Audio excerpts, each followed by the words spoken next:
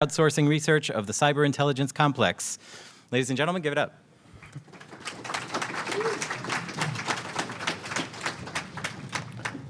Hey everyone, thanks for coming. My name is Kevin Gallagher. I also run the Barrett Brown Legal Defense Fund, and Barrett Brown is the person who originally created this thing called Project PM. When he had this idea called Project PM, originally in like 2009, what he was seeing was the failure of the media, and he was looking for ways to improve it. And he was really upset with like mainstream pundits like Thomas Friedman and Charles Krauthammer, who don't know what they're talking about most of the time. But and also Barrett, as a skeptic, is interested in a scientific form of journalism. And so at the beginning, it was all very theoretical. But on the occasion of the Arab Spring and the activity with Anonymous being involved in Optunisia and the hack of H.B. Gary, it kind of completely evolved into this whole new thing where he created this wiki site, and he's soliciting volunteers to go through open source intelligence, things that are available in the public domain, and also emails that have been hacked by Anonymous out of security firms. Try to figure out what they're up to and see what is in there that may be of journalistic import. So everyone knows how a wiki works. It's just media wiki software that anybody can post and edit to and collaborate on. And so the express purpose of Project PM here is to provide a centralized, actionable data set regarding the intelligence contracting industry, the PR industry's interface with totalitarian regimes, the mushrooming InfoSec/cybersecurity industry, and other issues constituting threats to human rights, civic transparency, individual privacy, and the health of democratic institutions. I think that's the angle that with which all of us are approaching this subject today. But this all might seem very innocuous and innocent and very First Amendment protected, like research activity that anyone might do. But so actually, the FBI served a search warrant on him in March 2012, and right down there on number 8, they listed the actual URL of the wiki, which they were seeking records for. Somehow they're interested in this wiki that's exposing the surveillance complex and the private contractors who work in collusion with the government. And a year after that, you have a subpoena that's served to Cloudflare to get all the information behind the domain that's hosting this wiki. So clearly it's viewed as some kind of threat to the government, the fact that journalists and researchers and volunteers who were involved in this were putting together this information in one place. Well, before I introduce this slide, I like to introduce it by saying this is the face of evil, but I don't mean any offense to any people who may work for any of these companies.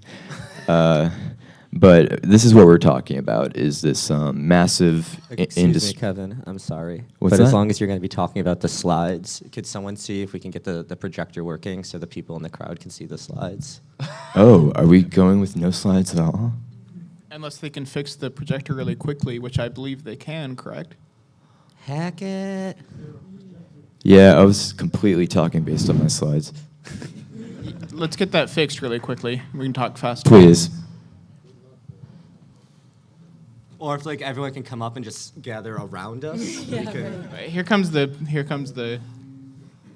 There's a cavalry out there, and they're coming to fix the projector. This is rather essential to our talk. Is there a good hashtag we can use to get Help tech support. Yeah. That might make it more interesting. We can interrogate them. Is there anyone with AV or support in the room? Cool. I think we can. Do we need it? I apologize for the technical inconvenience. We'll see. Is there a volunteer, a Hope volunteer in the audience? Just yell out yes. Okay, can you go find whomever?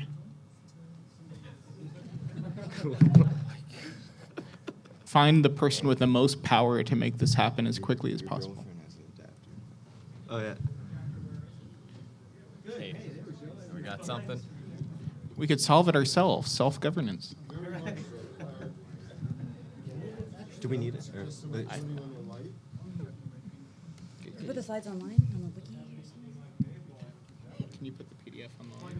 You can text Well, Bluetooth it or I had been told that this was tested and working. I think it's that. That's the projector, right? Yeah.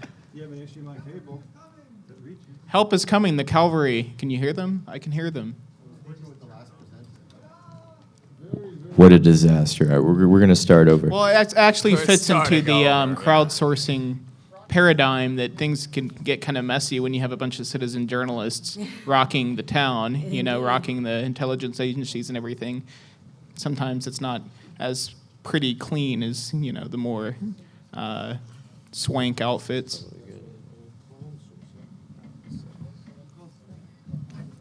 We got this.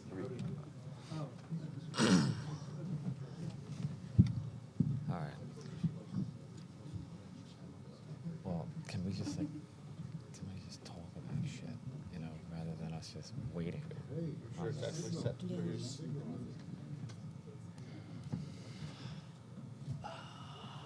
Yeah, because, see, detecting it. yeah. No. This looks like progress. Plug it in now. Right.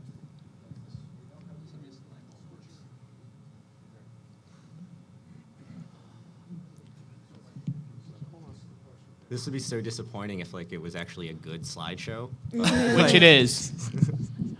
I mean, maybe your part,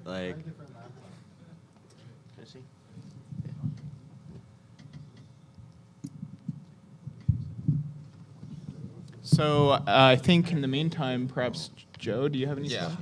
Well, while we finish this up, one of the big things that Barrett found during Arab Spring was that a lot of these tech firms were helping out dictators in the Middle East monitor all of their citizens under total surveillance. And you were watching this from your front row seat, right? You Well, were there. this was I'm just sitting at home and just knowing what these firms are up to, and seeing that they could just scrape up every GPS coordinate of everybody in the Middle East who has a Facebook profile, and where they could just go target, arrest, beat, torture.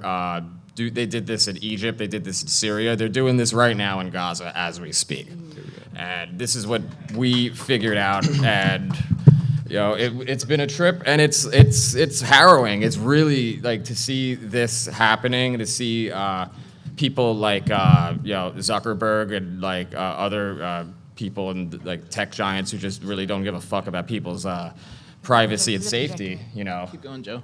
Just it's really harrowing, I think, and it's we see so much of what's happened in the Middle East. I feel like could have been prevented if we weren't selling stuff to these regimes. We weren't just giving them 0 days backdoors and just handing people's entire lives on a silver platter.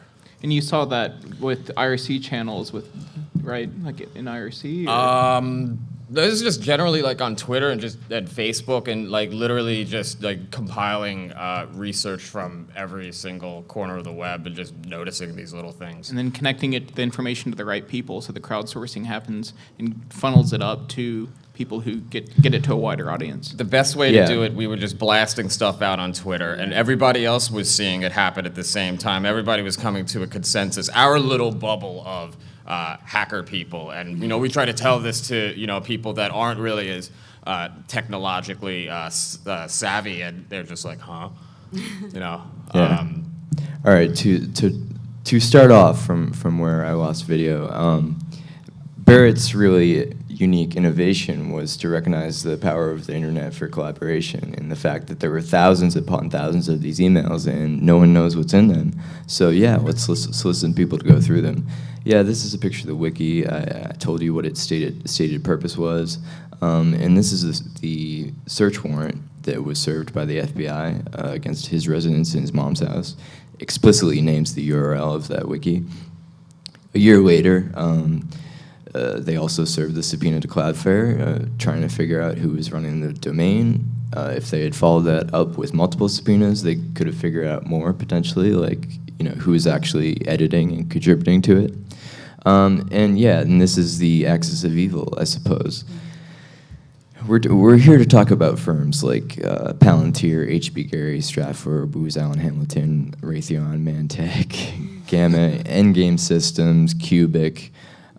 This is the privatized side of the surveillance apparatus that does not get as much discussion as like the NSA does, but yet it constitutes over 70% of the U.S. intelligence budget.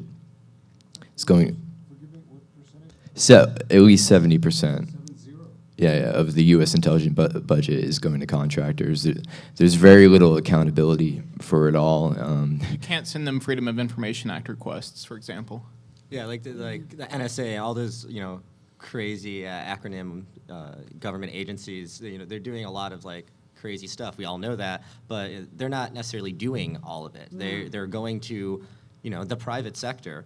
And random dudes in Northern Virginia are going to work and going to these companies and doing jobs like as like a proxy for Uncle Sam, and there's not the same kind of oversight. So they don't have PR spokespeople that you can call, at least not that'll definitely answer the phone and give you something at least. Do not sound like idiots. Yeah. And these guys have a profit motive too. Right.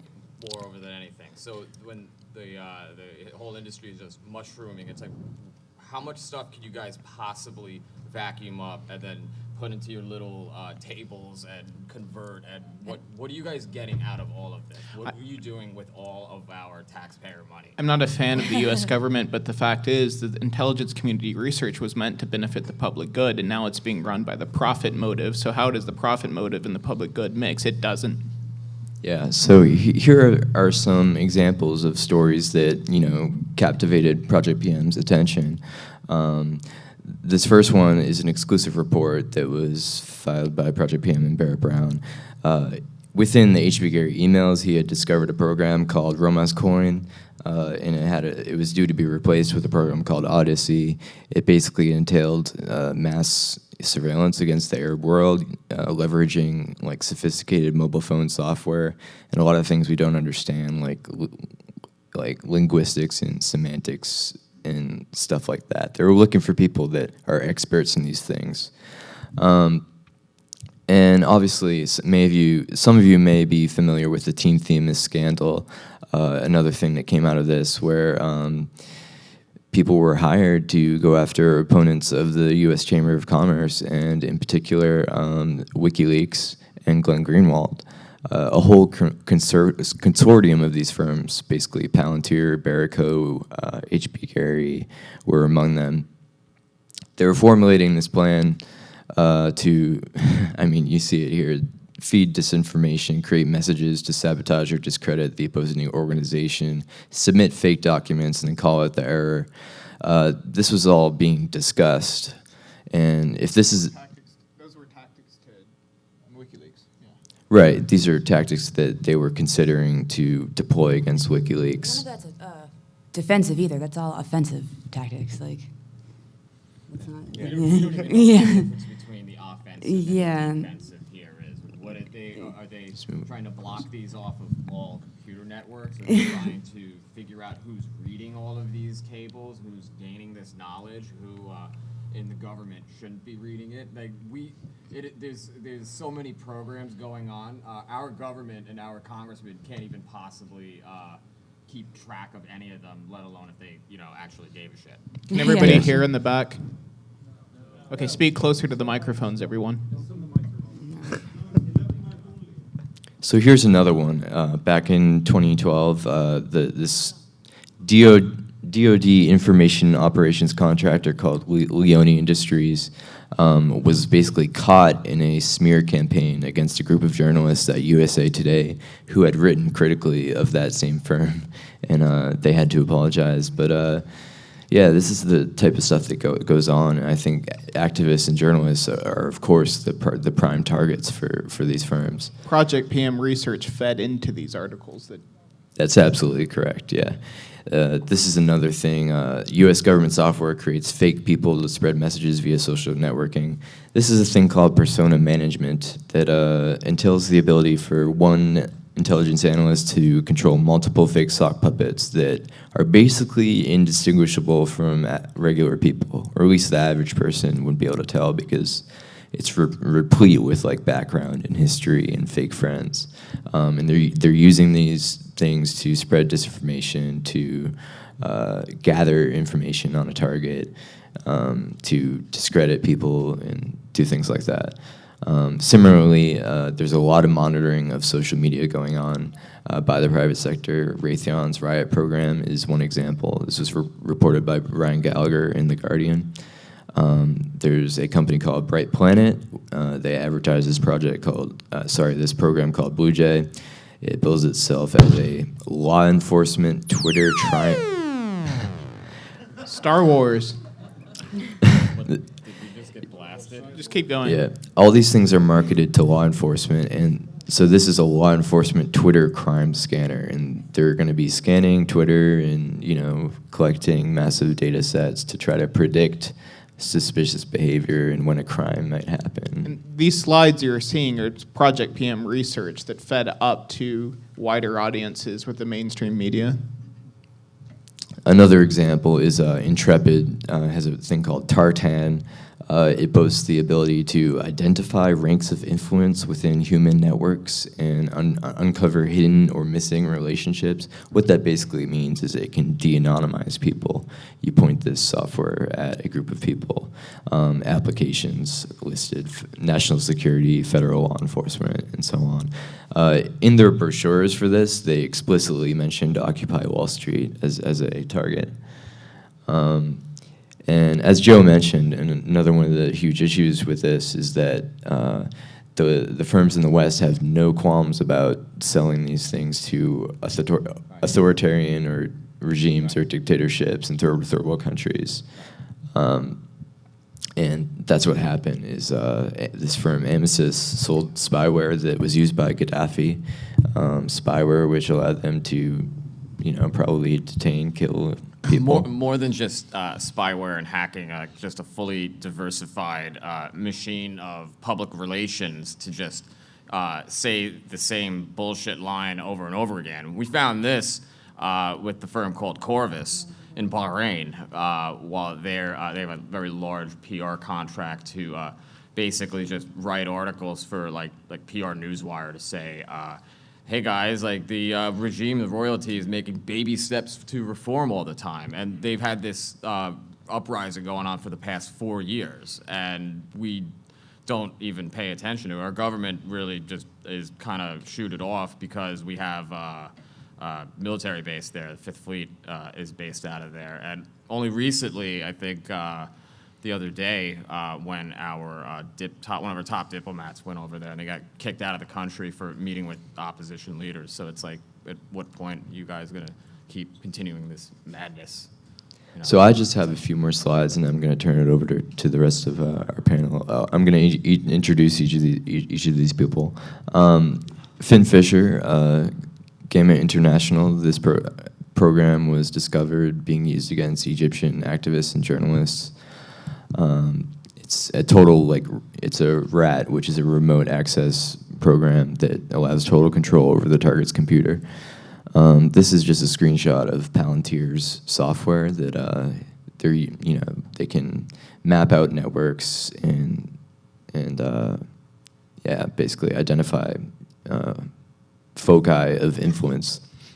And another issue that is significant for Project PM is the subject of zero-day exploits, and no one's really figured out what the solution is as far as like regulating this. I mean, I know there is a campaign to a coalition against the unlawful surveillance exports because most of the surveillance tech is developed in the West, and then it's used for repression and oppression in other countries. So with that, I think, is it Joe? Yeah. Yeah, so. I'll start off. I'm going to jump ahead a little bit. Be sure to talk into the mic, like really close to it. Volume's low. Testing. All right. So I'm going to jump ahead a little bit towards the end of Jeremy Hammond's trial. Or not even trial, just discovery phase. Hey, let's keep him in a hole for like 18 months while we try to like the government's trying to avoid having to tell everybody that there was an original hacker of Stratfor that zero-dayed his way into their entire database email server and gave this exploit to Cebu. We had this. The government had to admit this in a filing that this actually happened, and then he, in turn, gave the exploit to Jeremy. So they were working in tandem, essentially, without... Cebu was an FBI informant hacker. For anybody that doesn't, has been living under a rock here with lulsec, so without the FBI informant's help, there's no, they probably wouldn't even have been hacked in the first place. Interestingly enough, Stratfor is involved with Mantech they had a contract for irregular warfare services and to conceptualize for the military how they would do these operations abroad. And they haven't really said what they were doing with it. But irregular warfare is basically your non-kinetic firing weapons at each other. It's maybe more like subversion, maybe like, I don't know, sending hookers to a politician you want to take down or something like that. It could encompass a lot of things, that it's been around since as long as humans have been beating the shit out of each other. What about the anyway, acquisition of HB Gary by Mantech? That was also very curious too. Mantech acquires HB Gary, and they're able to go and say like, hey, we're not responsible. We're buying your company, but we're not buying your responsibilities for all the stuff that you might have been on the hook for. Going even further back, Cebu was involved in hacking Mantech and looting and pillaging. I think that was what Fuck FBI Friday 1 or 2 was one of those. So FBI is involved. Basically, we caught them hacking themselves. I had to suspend disbelief. I thought I had been seeing this for months and years on end, and then finally it's seemed like a pretty legit hypothesis. You know, I didn't want to. I felt like I was a conspiracy theorist, and finally it's well, it's been confirmed. Yeah. So then I have to ask myself, why did they allow this to happen? Was this incompetence, or did they really want to take Stratfor down a peg? Reading a lot of the Stratfor emails, I maybe think the latter. There's a lot of The most plausible. There's a lot of stuff that Stratfor's doing and have their hands in that I would probably say that that's likely as well. They had a hedge fund. They were starting a hedge fund called StratCap that was events futures trading. So it was another version of Ntrepid. So they would basically have this computer that would trade on algorithms, and while they're doing this other irregular warfare thing, there's just all of these other things that Stratfor is doing that would combine into their one mission. So They were setting up StratCap with a Goldman Sachs guy, so it's no small fry. right. So So next we're going to have Andrew Blake. He's a reporter with RT. He's covered many of these things. I have your slides here. Hello. Thanks. Hi. My role here, I was kind of in a really particular place when Project PM was doing a lot of really important stuff. And to go back, one thing in particular that we found out was this thing called Trapwire. But to back up a little bit, if you're not following, or if you weren't following the whole thing that actually happened with these Stratfor emails, was Stratfor is another one of these, it's a geopolitical consulting, jerks.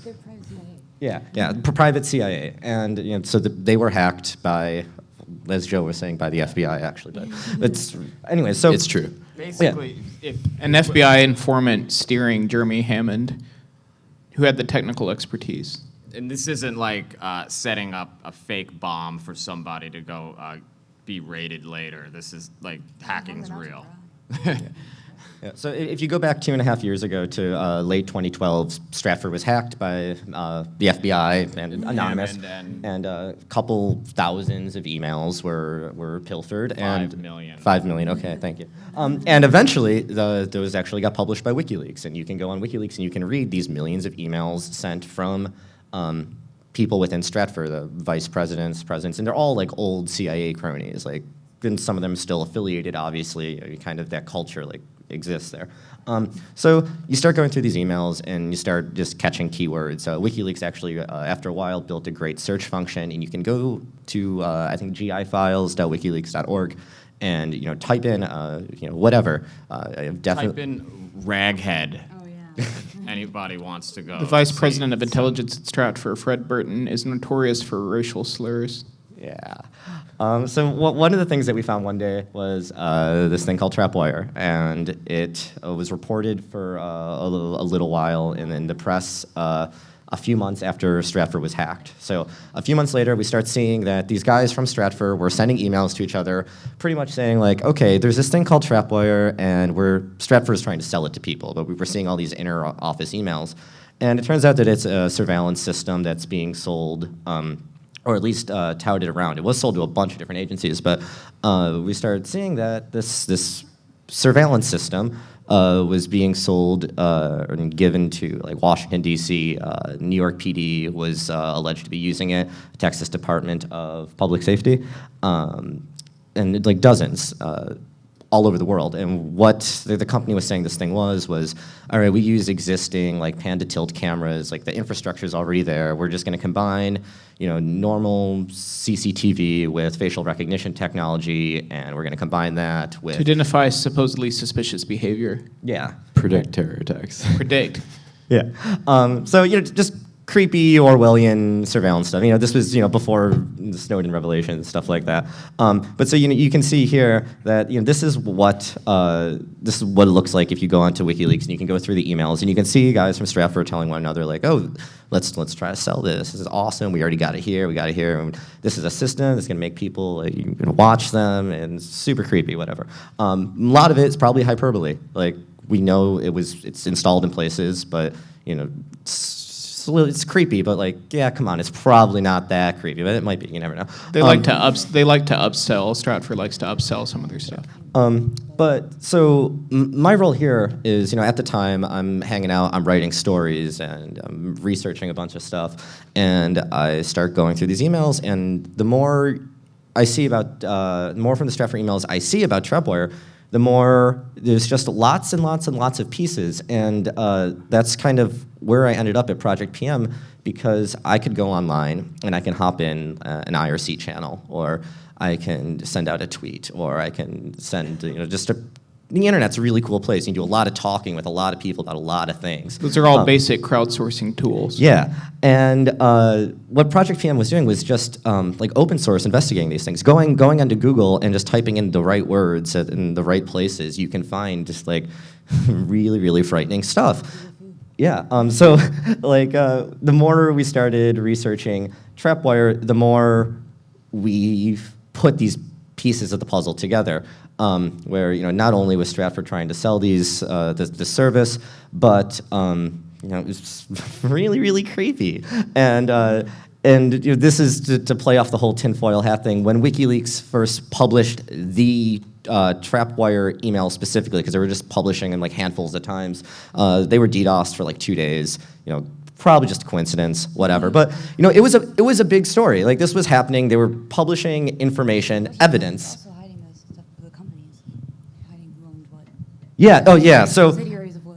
as attention focuses not just on Stratfor but on Trapwire, people start going like, okay, well, who's running Trapwire? And we start going through like the chain of command of people that are involved with this, and you realize that the company that's running Trapwire is also running this company Abraxis, this company Ntrepid, and they were doing pretty much everything else in like the creepy surveillance world. Like they were actually like. Hidden about it though. They were really sketchy. If you're Yeah, familiar, hiding everything. if you're familiar with like Aleister Crowley, you'll recognize the name Abraxis. They have all these weird mystical names. Yeah. Creepy stuff. Total Analysis Corporation, Asymmetric Solutions. It sounds like stuff out of Philip K. Dick novels. Yeah. They would deny that they lied that they owned. Yeah. These things, Barrett would call them up, be like, wait. Barrett would call them up. It's fine. They would lie.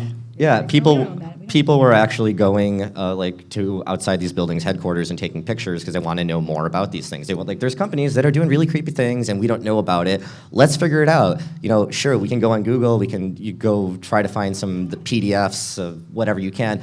You know, it's really awesome if someone wants to go and hack something and publish 5 million emails with like a bunch of crazy evidence. I'm not advocating that because I think that could get me droned. But you want to, like, you know, you can do that, yeah. But so on top of this whole, like, yeah, it's creepy, it's probably overblown, whatever. This was a couple years ago, and when it came out, there were like it was picked up in the Times. It was pretty much every major newspaper, like in the West, had a story about trapwire, like for what's that? Not the Atlantic. Not the Atlantic. Because the Center for National. Yeah. Center for New American. Center for, The last time I read do you want the Yes, Do you want the mic? No, yeah, Oh, I'm trying to remember the Center for New American Security guy. Just keep the going, board. keep Okay, going. sorry. Okay. Yeah, we're on timing. Yeah. So anyways, super creepy, right? The point here, though, is like this stuff does exist, and even if it's hyperbole, even if it is really, really overblown, just recently, Chicago, I believe around a year ago, started using facial recognition technology, the CPD, the Chicago Police Department.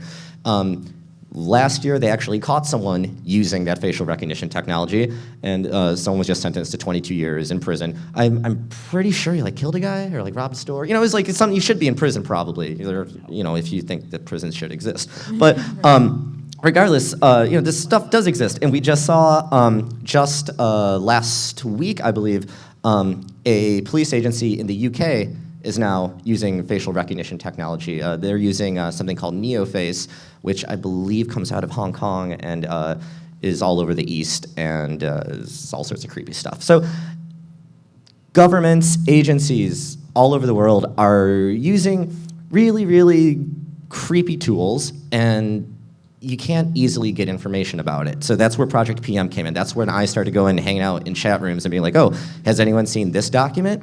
Oh, cool. Well, that brought me to this document. And then someone else will say, oh, well, it's got me that document. And then someone else will say, oh, hey, why doesn't someone go and hack something else and get all those emails? And, you know, don't necessarily do anything illegal, but when you start talking to one another and you can use the internet as this collaborative tool, you know, it's more than just like, well, you realize this, you're all a bunch of nerds, but like, you know, you can find some pretty interesting stuff that should be disclosed. People are spying on you, and there's no oversight there, you know, very little oversight. And if you can find a way to elaborate on this information and bring it to the public's eye, it gets picked up. People are going to write about it. It is going to end up on the New York Times front page if it's important enough. So if you are in that infrastructure, if you're in those companies or you know someone who is, just leak all of that. Because follow the Twitter handle PROJPM for Project PM and send what you find there. Exactly. We'll organize it and help the crowdsource crowd get into it more.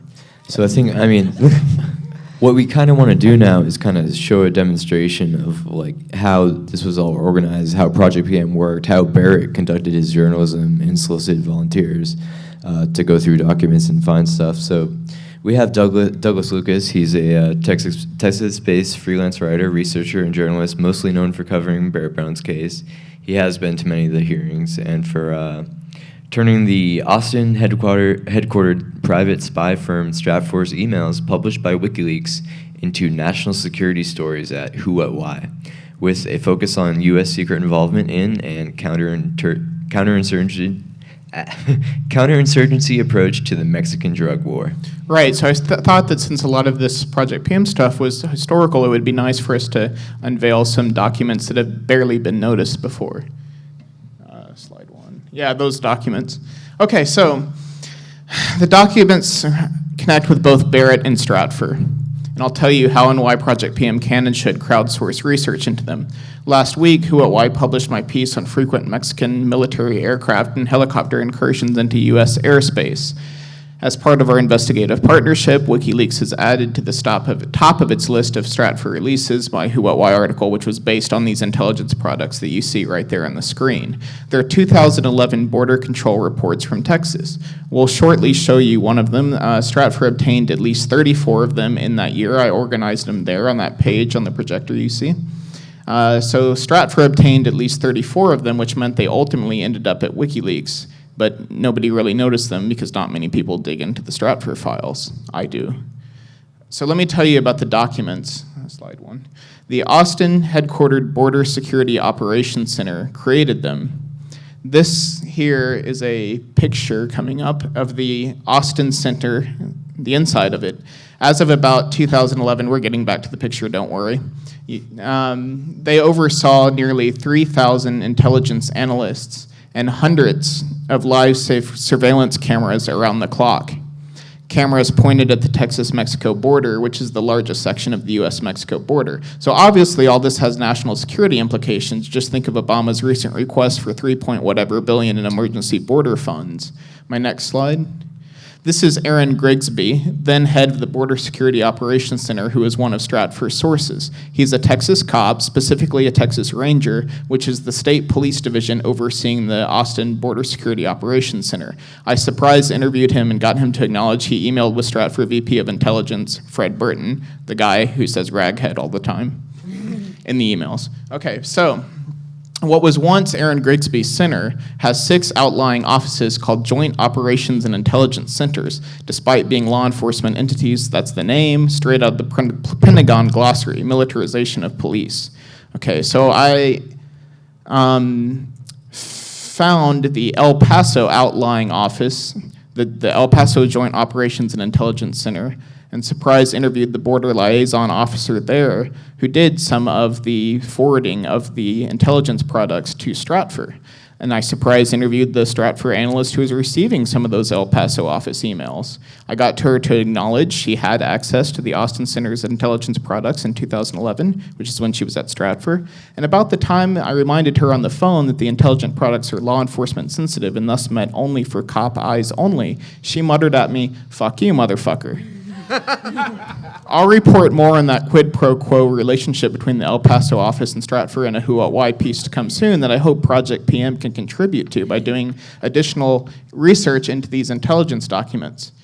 So because Project PM studies the quid pro quo relationships and revolving doors between government security entities and private security intelligence contractors, really control is a better word than security because as Thomas Drake said yesterday, all this surveillance is ultimately about population control, taking away our individual sovereignty.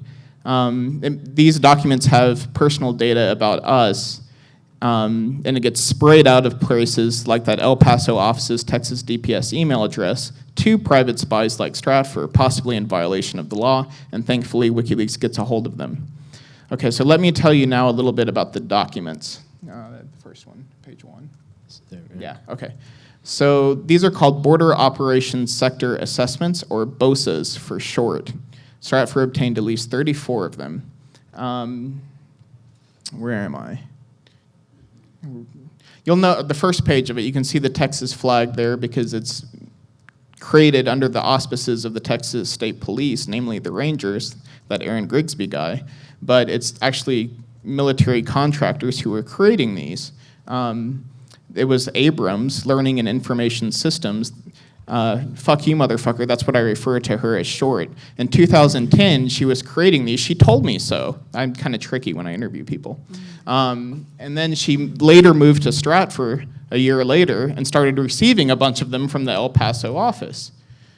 So you'll note the document on page 1 is marked controlled unclassified information. It's elsewhere marked as law enforcement sensitive. Now page 78. Right. So this is the slide for Anonymous versus Los Zetas. The caption says, quote, mask worn by anonymous members and supporters, known as the Guy Fawkes mask, unquote. Ain't that cute? Slide's first 2 sentences, quote, it appears that the online hacker collective Anonymous has decided to take on Mexico's most violent drug cartel, Los Zetas. Speculation about the scope of the conflict abounds, fueled by several conflicting reports about the hacktivist group's intentions, unquote. Then the slide details the conflicting reports. You can see why this stuff leads to the Department of Justice saying in Barrett Brown's case that Anonymous is trying to overthrow the government because you have these understaffed, under-resourced, complete idiot intelligence analysts doing stuff like this, and it gets funneled up to the higher level people, ultimately like DOJ. Haven't proved that entirely, but that's the basic gist of how it works. Okay, so indeed, Texas Border Control Intelligence was monitoring Op Cartel, which was primarily a creation of Anons in Mexico. Barrett was involved in that operation. As Op Cartel was underway, ex-military contractors associated with Tom Ryan posted Barrett's street address online. They stated the address was, quote, for the Zetas so they can have the right Barrett Brown address, unquote. The Zetas were initially Mexican special forces who had been trained with U.S. funds. Brown fled here to New York City and was mocked by the mainstream media for all of it. But note that today, also largely ignored by the U.S. mainstream media, autodefensas, self-defense groups, have sprung up in Mexico for good or ill to fight back against the narcos. So those are sort of decentralized groups, just as crowdsourcing research is decentralized. Whatever the drawbacks of Op Cartel and the autodefenses, Barrett was ahead of his time as usual. People mocked him. When he was first raided in 2012, the FBI lead agent on his case, none other than the aptly named Agent Smith, did not publicize the warrant and affidavit claiming the Bureau wanted to protect Brown from the Zetas. So the secrecy made that first raid on Barrett harder to prove. People didn't believe Barrett. So these documents will be for great justice when we research them. Now I'll show you what some of the BOSAs typically contain. Page 2, please. Okay. See here a key event and finding, quote, the largest single marijuana seizure occurred in the Rio Grande Valley sector where U.S. Border Patrol agents seized 132 bundles of marijuana totaling 3,262.05 pounds concealed within a load of produce from a 1999 Kentworth truck, unquote. So the Rio Grande Valley is where one of those Joint Operations and Intelligence Center outlying offices is. Now, page 47, it says, has the details. So let's look at page 47, because this is how you would crowdsource research into it if you want to help Project PM, which everybody can do. So here we see that the weed, not weave, but weed, the pot, was, quote, commingled in a load of produce, unquote, and, importantly, that the incident happened at the Falfurrias Border Patrol checkpoint. We know the document is reporting between October 26 and November 2, so now we can send a Freedom of Information Act request to Customs and Border Protection for this very incident. Hell, for all incidents in all 34 of the intelligent products, ultimately we can all organize them and put them on a Project PM. They're not gonna like that, but we will. Then, last thing, Stratfor also obtained daily and weekly products from the 6 outlying offices. So once we organize those, we can drill down to an even more granular level of the history of 2011 National Security Border Control from the point of view of the spies. These other data in the BOSAs, they have statistics on kidnapping of migrants, quote-unquote apprehension of illegal immigrants, data on cartel movements, data on the hunt for mythical terrorists supposedly crossing the border, and much more, including tons of pictures. Grinning Texas cops in cowboy hats photographed next to trucks with drugs they seized. Finally, let me show you the last thing that we've organized so far at the Project PM website. One sec. You'll note that the title of it is 2011 Texas Border Security Intelligence Products. So far, we've only organized the Border Operations Sector Assessments, the BOSAs. You know, the one that we found a smoking gun between the Border Liaison Officer, Lloyd Shook, at the El Paso office, sending one of these BOSAs to Victoria J. Allen, AKA fuck you, motherfucker. Yeah, 2011 Texas Border Security Intelligence Products, the one we've organized so far, the 34 BOSAs, and we're going to continue organizing the daily and weekly reports, and we'll have a whole map, a whole history of 2011 border control in Texas, and we can do that with photographs, we can make maps, we can make visualizations. And you'll note here the intelligence products, we got the dates, so it's set up like a calendar. We've got the dates that the reports cover, the direct links to the intelligence products at WikiLeaks Press, thanks for that, WikiLeaks Press, or the bin links at WikiLeaks, and the link to the Stratfor email at the WikiLeaks website where the product was attached. So finally, now you have the organization that you need to begin researching these products on your own, all of us together. There's something, 80 pages times 34 documents, there's gonna be enough to go around for everybody until the end of time. Read them, Google what you find, send FOIA requests, surprise interview people, they'll say fun things. We can do, and then just tweet your findings to me at Douglas Lucas or to Project PM at PROJPM. That way we can better understand the public-private intelligence complex, which is ruining so much, including Barrett Brown.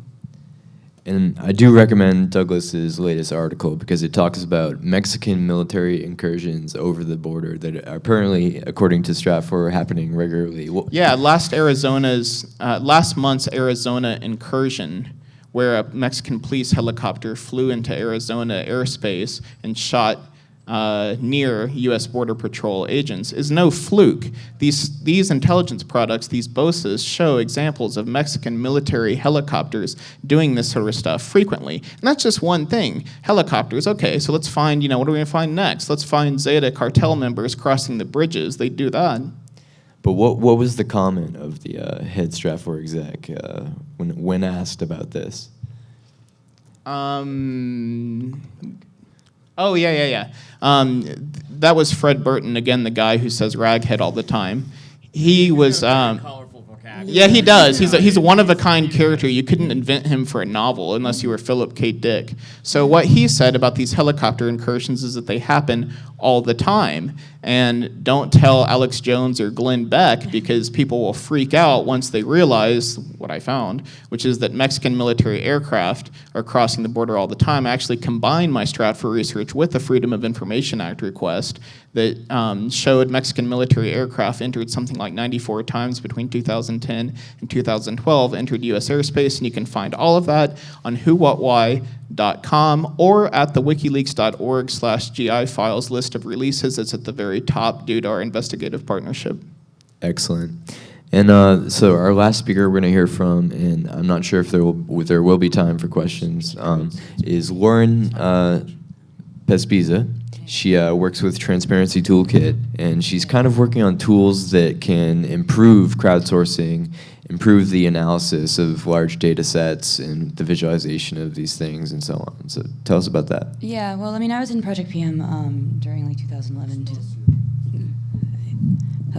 Oh, okay. So I was in Project PM around all this time, all this stuff was happening, and I was seeing how it was, in a way, somewhat tedious to go through all these emails and documents, and we were all doing it sort of by hand. And yeah, you had search on WikiLeaks, you search for keywords and stuff, but there really wasn't too much, analytics software that we could use to put all this stuff together real fast. So it made it sort of a sort of small group of really interested people that were passionate about it to begin with. Like making fun of NSA contractors and embarrassing them is just something that is one of my favorite pastimes. So, and especially with a lot of other people in Project PM felt that way too. And it was. Speak up more. Okay, it was fun. We got the Transparent Toolkit up there. Oh, okay. Yeah, I don't want to go too far into it because we need to have like an actual release and stuff. But this is sort of what we've been working on. What I've been working on with my founder Shadash for the past 6 months or so, and he's been working on it longer. And it's a data analytics platform that connects to a lot of different data sets like OpenGov stuff, Sunlight Foundation, WikiLeaks, and will enable people to sort of visualize stuff better. There's timeline tools and table generation. You can chain tools together to make even more interesting comparisons to network graph, actually. Yeah, more. It's just more effective. It's what this is what most startups do now is analytic stuff. It's pretty. If we had this when Project PM was going on, we would have been releasing 3 times the amount of discoveries, and it would have been a lot more. Maybe Barrett would have gotten a lot more cred because I know that when before Snowden's leaks came out or revelations came out, Barrett was sort of still sort of treated like a conspiracy theorist all those weird people at Project PM finding this stuff. This was stuff published by major media organizations, but people still didn't really take Barrett seriously. And then we were really vindicated when Edward Snowden came forward with all the revelations about the surveillance technology. Oh yeah, we told you. We've known this for a long time, guys. But, Absolutely right. And yeah. So what is this, Lauren? Oh yeah, that's our network graph of the NSA contractors on LinkedIn. We scraped LinkedIn searching for all the acronyms and of secret programs that like Prism and stuff like that, and found that most of them, a lot of these contractors post their secret programs they're working on to their public LinkedIn profile. So we can easily generate a network graph to show the connections and how big these programs are and how many people work on them. And it's kind of embarrassing to them, which is always fun. I did see once, actually a couple of cops on LinkedIn decide to put like, I'm an expert in network exploitation, which of course like just like it's shown to everybody on the internet, and then later he's hacked and like run out of the entire state, and he has no idea why. You know, and it's like, well, if you put on your LinkedIn that you're a cop and you're exploiting people's computers, it's gonna like the whole world is gonna come at you. Oh, like Aaron Barr? Yeah, no, it's a different guy. I forget his name, but this was a case I saw. But So I think we've illustrated quite aptly why this Project PM thing in the wiki was viewed as a threat to the FBI and the powers that be. I think we have time for just one question. And, you know, there's a microphone just right over there, I believe. Two questions if you run really fast up there. I just want to ask if there's some place that all of this is going to be easily comprehended and published anytime soon. Do you have any plan to do that? Well, so there is the Project PM Wiki, which you can still visit. However, some of its information is outdated because the founder has been in jail and it hasn't been so active. But I've written a few articles where you can catch up on what all this work was.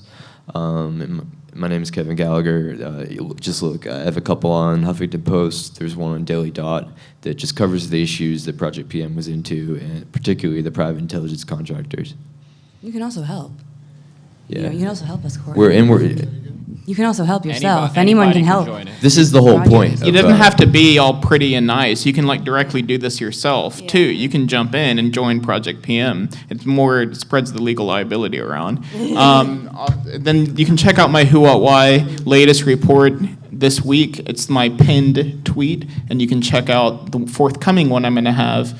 And I'll get that fuck you motherfucker transcript out one way or another. Oh, man. Hey guys, I posted this question to Snowden before on Twitter, but apparently Did there was he no, answer you? No, I mean there was no answering from, no questioning him at all. But I want to ask this to you, Andrew, actually, particularly. How do you guys as well feel about your activist work against one civilian state and against one repressive call it state is used to whitewash the reputation of another actively military aggressive state? I'm talking about your work with RT. I'm talking about Snowden's work with on other Russian media, and yeah, just want to hear your opinion about it. I just think that everything that's happening, I don't like secrets, and if you're doing anything to anyone, anywhere, in any part of the world, other people should know. Everyone, everywhere, especially the bad things, you know? Like it's The problem is that, for example, on RT, being one of the main voices of Russia to the rest of the world right now, your credible and substantial, interesting work is put next to the blatant lies and blatant Russian propaganda. He's the most credible person at the network. It's all just different jurisdictions. There's a Russia jurisdiction, there's an Al Jazeera English jurisdiction. You can publish stuff wherever. I'm a freelancer. Work with whatever jurisdiction is going to get your info out. I say, guys, your work is used to whitewash the reputation of Russia's aggression. Okay. How do you feel about it? That's All right, not can we categorical. go to the next question? you can talk to me about that when I'm not on stage. being Everybody in the live-streamed on internet world, forever. everybody in the world can read websites from any jurisdiction. So it's a global audience.